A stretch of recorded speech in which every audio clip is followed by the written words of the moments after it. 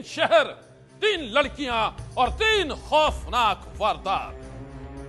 ये कहानी उन बेखौफ बदमाशों की है जिनकी हैवानियत ने सारे शहर में फैला दी है सनसनी।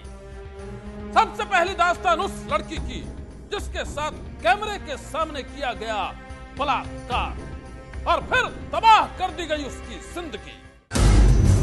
2 साल तक वो खौफ में जीती रही, 2 साल तक वो रोती रही और अब 2 साल बाद उस लड़की ने किया है एक खौफनाक खुलासा। मेरे साथ में गलत हरकतें की। गैंग रेप के बाद ब्लैकमेलिंग, शैतान,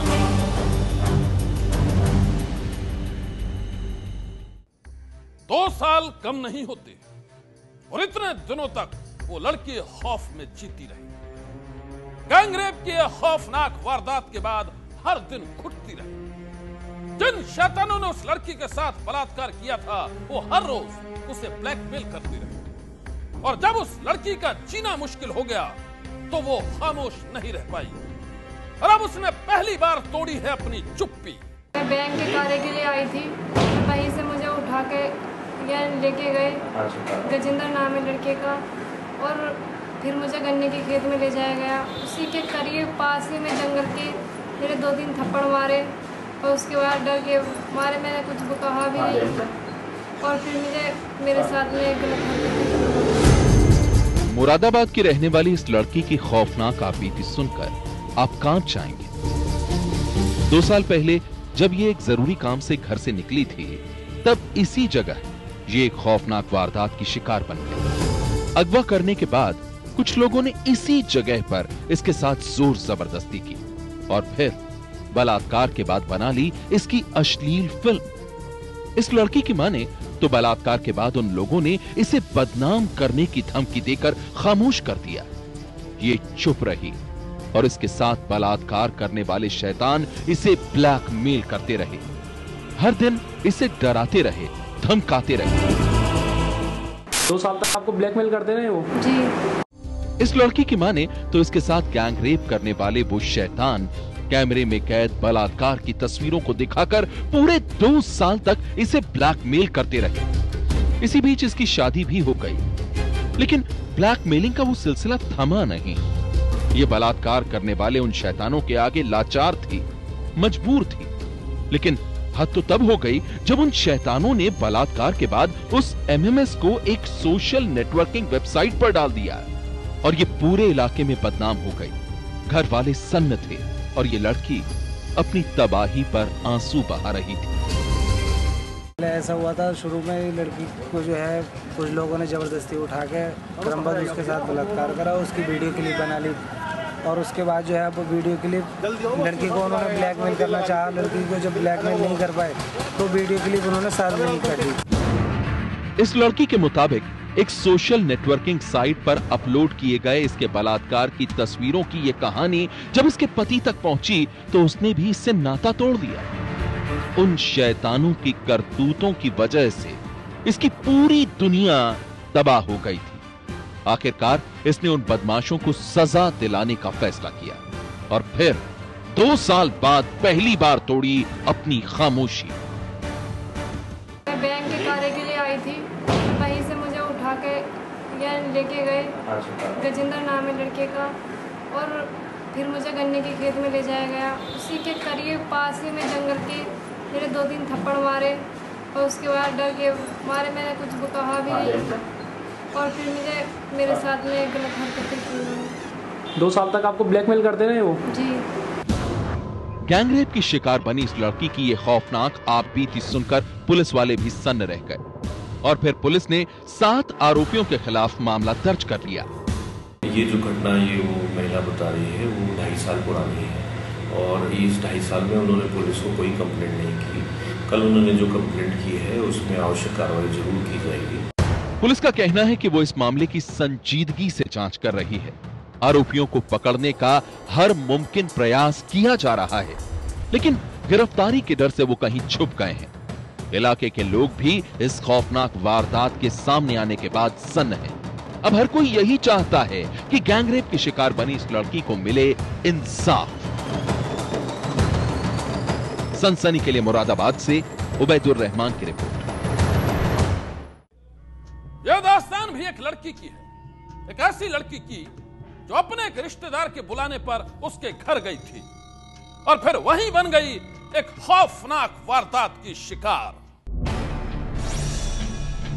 दिल्ली में खौफ के कई चेहरे हैं। इस लड़की ने यह तो सुना था, लेकिन इसी दिल्ली में एक रोज ये भी बन जाएगी एक खौफनाक वारदात की शिकार। इसने ये कभी नहीं सोचा था।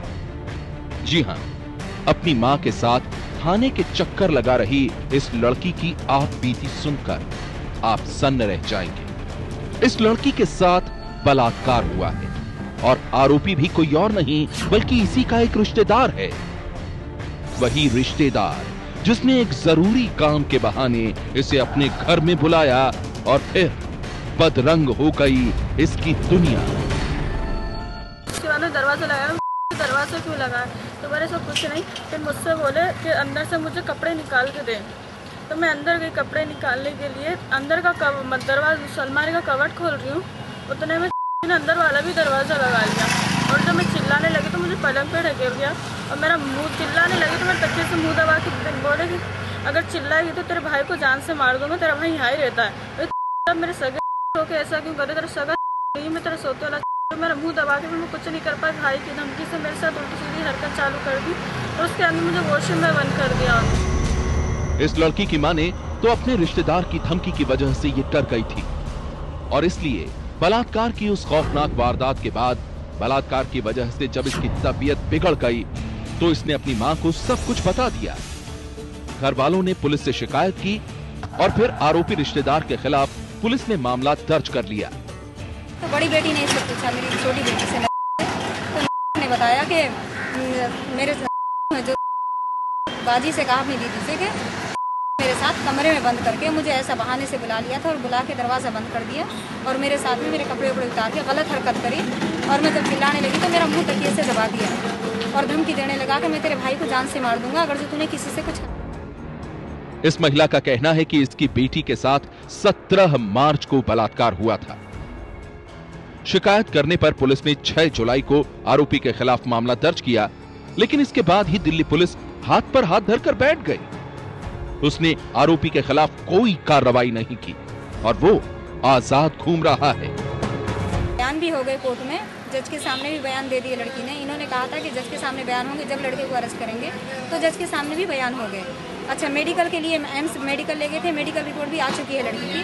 कंप्लेंट हो गया आज 6 तारीख से, आज इतने दिन हो गए लेकिन कोई कार्रवाई नहीं हो रही मेरी लड़की के। इस मामले में दिल्ली पुलिस के आला अफसर कुछ भी कहने से बच रहे हैं, जबकि एक लड़की के साथ हुई बलात्कार की एक और कहानी से दिल्ली के लोग सन्न हैं। सनसनी के लिए दिल्ली से अभिषेक नयन की रिपोर्ट। शहर बदल जाते हैं, चेहरे बदल जाते हैं, लेकिन हैवानियत की कहानी नहीं बदलती। वो लड़की भी हैवानियत की शिकार बनी, लेकिन उसका गुनहगार कौन है ये कोई नहीं जानता।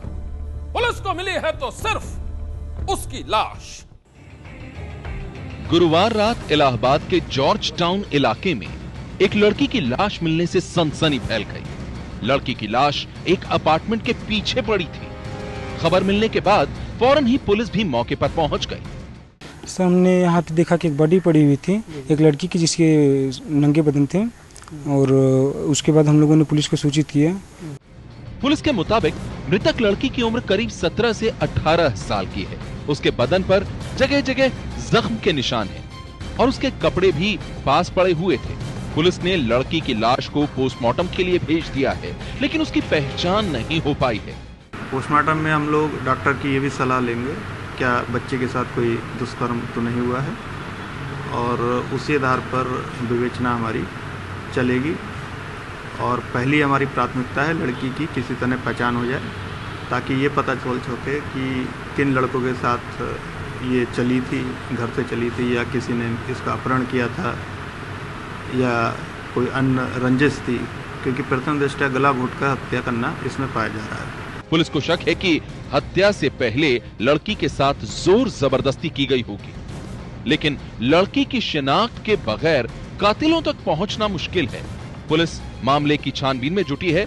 वहीं इलाहाबाद के एक पौष इलाके में लड़की की लाश मिलने से लोग दहशत में हैं। सनसनी के लिए इलाहाबाद से मोइन खान की रिपोर्ट।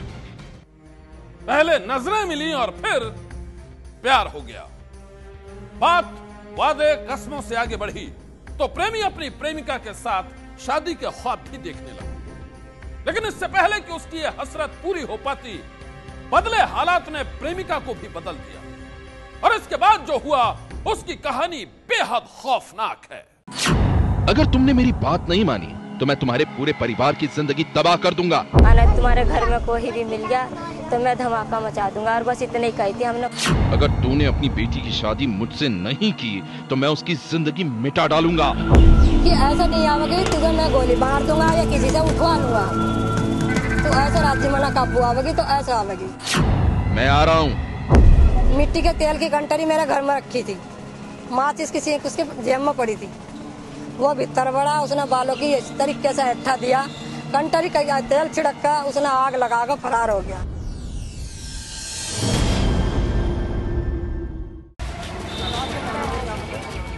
ये कहानी है एक बेरहम इंसान की, एक ऐसे सन की आशिक की जिसने अपनी जिद को पूरा करने के लिए एक परिवार की खुशियां तबाह कर दी। एक लड़की को मौत के घाट उतार डाला।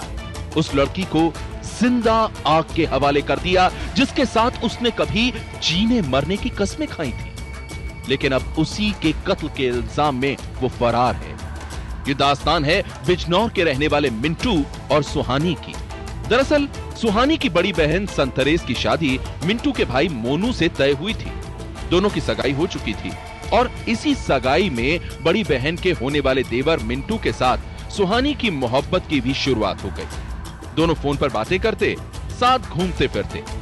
लेकिन कहानी में खौफनाक मोड़ उस वक्त आया जब एक रोज मिंटू के भाई ने सुहानी की बहन से रिश्ता तोड़ दिया।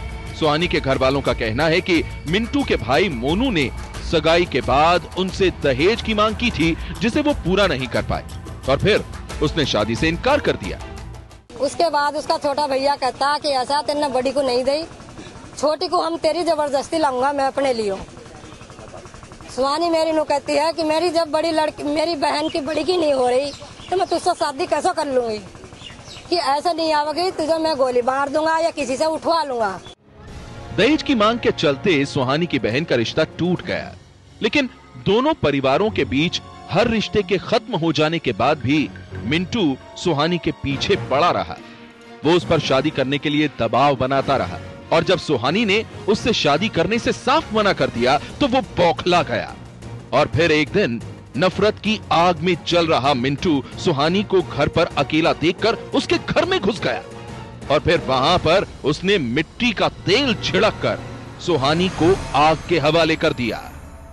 मिट्टी के तेल की कंटरी मेरे घर में रखी थी। माचिस किसी उसके जेब में पड़ी थी। उनने मेरी लौंडे को जाकर कब्जा ली। दो बाहर खड़े थे, वह पहचान में नहीं है कौन थे। वो भीतर बड़ा, उसने बालों की इस तरीके से हट्ठा दिया, कंटरी का तेल छिड़क कर उसने आग लगाकर फरार हो गया। लड़की मेरी भड़ाती रही जैसे कोई होली भड़ा वो। सुहानी को आग के हवाले करने के बाद मिंटू वहां से फरार हो गया। तभी घर वाले वहां पहुंच गए और उन्होंने सुहानी को अस्पताल में भर्ती कराया, लेकिन अस्पताल में उसकी मौत हो गई। सुहानी के घर वालों का कहना है कि इस खौफनाक वारदात को अंजाम देने के बाद मिंटू उन्हें फोन करके धमकाता भी रहा। ऐसा हम तो तुझे राज्य से समझा रहे थे, तू ऐसा ना माननी तो हमने तुझे ऐसा सुधार दी। और तेरा ज्यादा दिमाग खराब हो रहा, कहो तो तुझे आकर हुई सुधारा और कहो तो तेरे परिवार को भूड़ दूं मैं। जिस तरीके से लड़की भूड़ी कि इसी तरीके से तेरे परिवार को भूड़ दूं।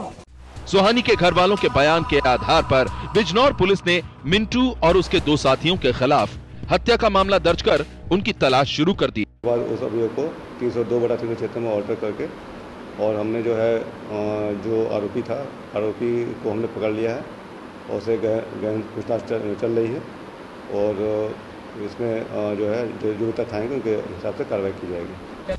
सनसनी के लिए बिजनौर से सरफराज खान की रिपोर्ट। 66 66 साल के उस बुजुर्ग के लिए प्यार की कोई उम्र नहीं थी। वो 60 साल की एक महिला को बेहद चाहता था, लेकिन प्यार की उस कहानी में पता नहीं कैसे एक रोज नफरत का रंग खुल गया और फिर 66 साल का वो आशिक बन गया कातिल। 66 साल का प्रेमी, 60 साल की प्रेमिका, 30 सालों की दीवानगी और दिन दहाड़े खूनी खेल। 66 साल का दिल जला। सलाखों के पीछे बैठे इस 66 साल के बुजुर्ग ने दिन दहाड़े ऐसा खूनी खेल खेला है जिसने मुक्तसर के हर शख्स को सन्न कर दिया है। इस पर 60 साल की एक औरत के कत्ल का संगीन इल्जाम है। पुलिस की माने तो बिल्लू सिंह नाम के इस शख्स ने जिस औरत का दिन दहाड़े सरेआम कत्ल किया है, कभी यह उससे बेपनाह मोहब्बत करता था, लेकिन गुजरते वक्त के साथ मोहब्बत नफरत में बदल गई और एक रोज जब वो नफरत हद से ज्यादा बढ़ गई तो इसने उसे मौत के घाट उतार डाला। 66 साल का दिल जला। मुक्तसर पुलिस के मुताबिक 66 साल के बिल्लू सिंह ने 60 साल की मोहिंदर कौर की हत्या सिर पर रॉड मारकर कर दी है। पुलिस के मुताबिक इस सनसनीखेज वारदात के पीछे है बिल्लू और मोहिंदर की 30 साल पुरानी प्रेम कहानी। तब वो दोनों जवान थे और चोरी छुपे उनकी मोहब्बत परवान चढ़ रही थी। दोनों एक दूसरे को दिलो जान से चाहते थे, लेकिन एक रोज घर वालों ने ठाकुर सिंह नाम के एक शख्स से मोहिंदर की शादी कर दी। इसके बाद मोहिंदर बिल्लू से दूर हो गई। मोहिंदर अपने पति के साथ खुश थी, लेकिन दूसरी ओर बिल्लू तड़प रहा था। मोहिंदर कौर के दूर जाने का गम उसे सताए जा रहा था। उसके सिर पर मोहिंदर को पाने का जुनून सवार था। शादी के बाद भी वो उसे अपना बनाना चाहता था और इसी वजह से बिल्लू ने कभी भी मोहिंदर से अपने रिश्ते खत्म नहीं किए। शादी के बाद भी वो उससे मिलता जुलता रहा। वो उस पर अपने पति को छोड़कर उसके पास आने का दबाव बनाता रहा, लेकिन मोहिंदर कौर ने अपने पति को छोड़कर उसके पास आने से मना कर दिया था। धीरे धीरे वक्त गुजर गया, कई साल बीत गए, लेकिन बिल्लू सिंह मोहिंदर कौर पर अपने पति को तलाक देने का दबाव बनाता रहा और जब कई बार कहने पर भी वो उसकी बात मानने के लिए राजी नहीं हुई तो बिल्लू सिंह ने उसे दिन दहाड़े मौत के घाट उतार डाला। ये बात जो बिल्लू को दोबारा नहीं हुई, भी वो वापस क्यों चले गई मोहिंदर को। वो जब दुकान पर उसको लेने मेरे साथ चलो तो जो था महेंद्र कौर ने, उन्होंने उसको मना कर दिया, मैं आपके पास नहीं जाऊंगी, मैं तो अपने पति के पास रहूंगी। इतने में उन्हें गुस्से में आकर जो उसके हाथ में एक राड थी लोहे की, उसके सिर पर वार किया और बिल्लू ने दिन दहाड़े मोहिंदर कौर पर लोहे की रॉड से हमला किया। बिल्लू के वार से मौके पर ही उसकी मौत हो गई। इस खूनी वारदात को अंजाम देने के बाद बिल्लू भागने लगा, लेकिन इलाके के लोगों ने उसे पकड़कर पुलिस के हवाले कर दिया। अब ये सलाखों के पीछे है और 66 साल के इस दिल जले आशिक की खौफनाक कहानी सुनकर हर कोई सन्न है। सनसनी के लिए मुक्तसर से धर्मचंद्र की रिपोर्ट।